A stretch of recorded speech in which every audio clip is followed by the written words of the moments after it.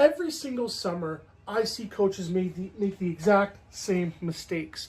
What they do is they see all the cool formations that they're running on Saturdays and Sundays, and they try to implement them in their high school or their youth offense. But I'm sorry to break it to you, adding additional formations, adding additional RPO options, adding additional blocking schemes to your playbook is going to do nothing but slow down your offense and make your players have to think more instead of doing. Ready, set, go, go! You spend all this time in drawing up all these formations, drawing up RPO options, drawing up all the different route combinations you want to run, and then August hits. You only have 2 hours of practice in a day. You have 1 hour in the film room to install all these new things that you want to install, and all you end up with is a bloated playbook with the same 5 or 6 plays that you run on Fridays anyways that you know your team can execute.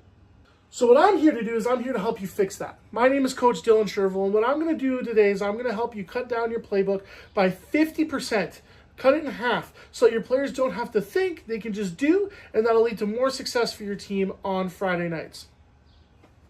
And what this is also going to do is it's also going to allow you to put the defensive coordinators in a bind, have conflict players, and allow your offense to run the same play but have multiple different outcomes. So look at the board here. In order for us to put defensive coordinators in a bit of a nightmare situation or have things be chaotic on their side of the field, we think that we need all of these. We think we need a bunch of different personnels. We think we need multiple formations. We think we need a bunch of running schemes, passing concepts, and RPO options.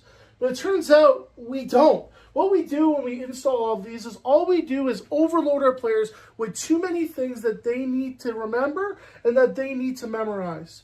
Whereas, what do we actually execute when it comes down to being on the field on Friday nights looking to get a W? Right? And what I try to do is, because I was guilty of this myself, is trying to have so much installed that the defense wouldn't have an answer. What all defensive coordinators really care about at the end of the day is spatial leverage and ensuring that their defense properly fits the run.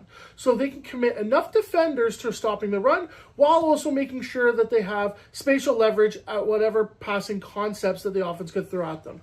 So you may have all of these installed in your playbook, but to be quite frank, defensive coordinators don't care whether you're running a drive concept, whether you're running a mesh concept, or whether you're running a scissors concept. All they care about is their defenders in the right spot in order to be able to make a play and limit the gains that you have on offense or cause a turnover.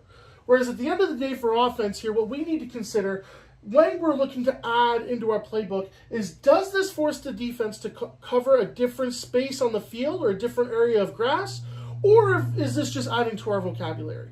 So if it's just adding to our vocabulary, cut it. Cut it from the playbook. So for my example, previously when we were running outside zone and toss, it was the exact same blocking scheme for the offensive line.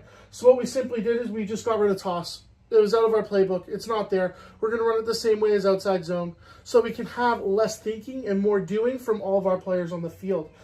And when it comes to personnel and formations, you may not have every single body type to be able to maximize on the amount of formations. Understand the athletes that you have, cut the formations that don't serve your program. So let's take a look at the whiteboard here. At the end of the day, on offense, we want to create chaos for the defensive players. We want to put defenders in a bind.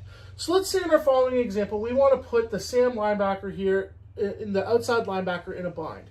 You may use different terminology. You may use different icons for your players. These are just the ones that we use here.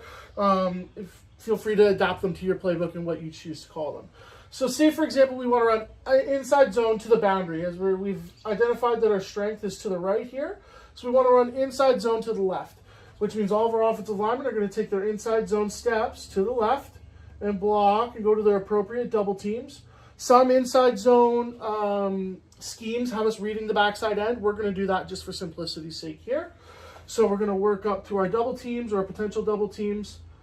And we want to put this Sam defender in a bind, like I mentioned. So when our running back goes through his specific movement there, the quarterback is going to start by reading the defensive end.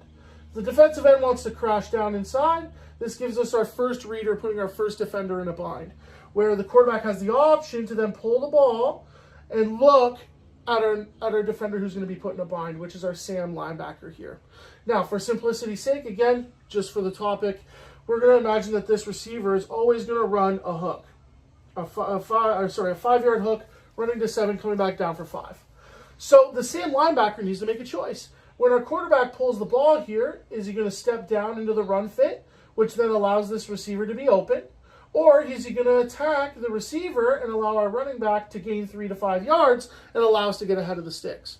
So that's something where you're going to be putting a defender in a bind where no matter what this defender decides to do, he's going to be making a wrong choice. Now, say for example, we're in this here, we're running inside zone. Nothing changes for the offensive line, right? We're still running inside zone. Nothing changes for the running back. He's still running inside zone and taking that same mesh. The only thing that changes is based off of what the defensive end does. If he sits, we hand the ball off, which we still run inside zone. If he crashes, like we mentioned earlier, the quarterback gets to pull and has the opportunity to run. In a future video, we'll cover what to do if you don't have an A+ quarterback or A+ athlete at quarterback. You still have options. You can still run this. Then what the predetermined route is going to be by the receiver. So the receivers don't need to think about what route they're going to be running. They just do, and then they can know, hey, I'm going to be expecting the ball here, or no, I'm not going to be expecting the ball here. And the great thing is that this is all done from one repeatable look. And you can run this from multiple formations, whether the receiver's over here, whether we want to have the running back line up here, or line up here, or line up here, or line up, kind of in that little sidecar offset type position.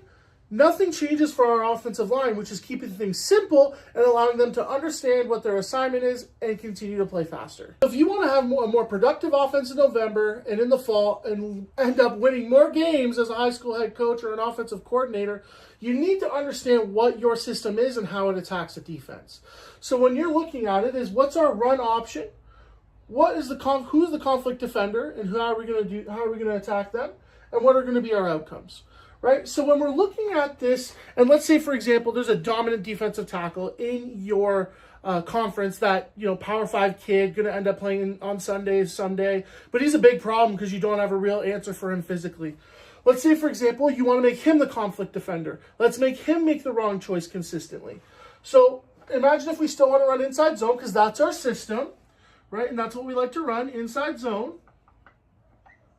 But we want to have the conflict defender be the defensive tackle and that same outside linebacker. And our outcomes are still reading that defender and having an option to pass the ball, right? Now, when we look at this, does our run scheme change? No, we're still running inside zone. We're making a slight adjustment to where we're reading that defensive tackle, not the defensive end. Does the conflict defender change?